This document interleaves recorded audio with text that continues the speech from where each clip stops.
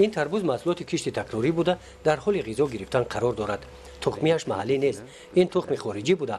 خواجگیداران تخمی را از شهر ترسونزاده دسترس نمودند. خواجگی دهقانی به نام مراد اس در جماعت دهاتی به نام وایسف 11 گکتار زمین را استفاده می نمایند. بعد جمع‌آوری حاصل اول در کشت تکراری در این زمین خواجگیداران تربوز کش نمودند. میگویند که از این تخمی تربوز شیرین میروید. شیرین بسیار نغز به مزه میانجا زمین مونده. مزهش بسیار نغزه. غذایی و آب و همشه وقتش قطعی کنی نغز میشه.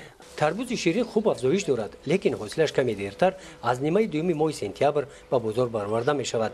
همراه تربوز کنجد هم محصولات کشت تکراری بوده. خواجگیداران هر دو تخمی را در یک وقت در این زمین کاریدند. حاصلش را ماه سپتامبر پای هم جمع‌آوری می نمایند. خیلی نام حاصل معنیش سرشت است. نه تنیم توهی معلوم کرده است. چیش وضعیتش از نغزه.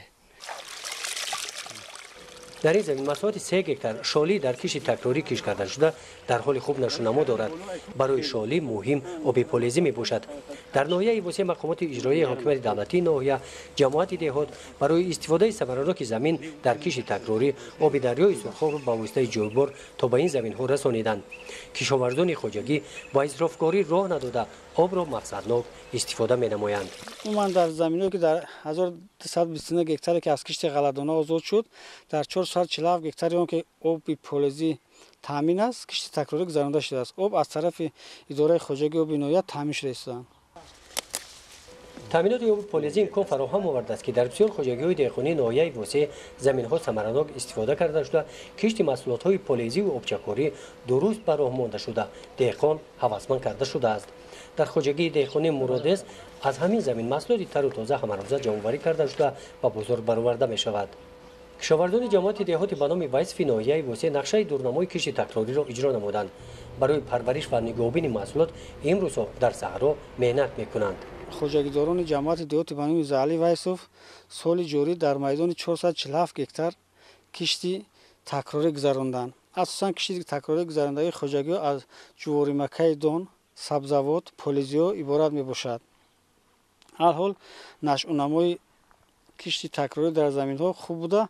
حاصل خوب از روی نشان دهنده و از روی تحقیقات ها حاصل خوب رویانده ایستاده اند.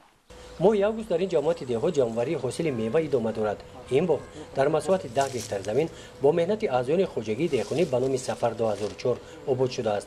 از درختان گوناگون میوه دهنده عبارت است. جمع‌آوری حاصل آلوی سیاه از این بار ماه اوگوست شروع می‌گردد.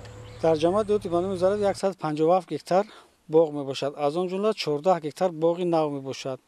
نش باغ هم مثال در خواجگی دهقانی سفر 2004 و خینک مراد اس نیروهایی که باغ بودند نشونما یافته و حاصل داده ایستادند.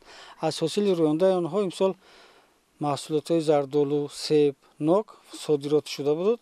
قسمت خواجگی آنها را به صادرات برآوردند. از جماعت ما 300 تن محصولات صادرات شده است. امسال نقشه صادرات را جماعت اجرا کرده.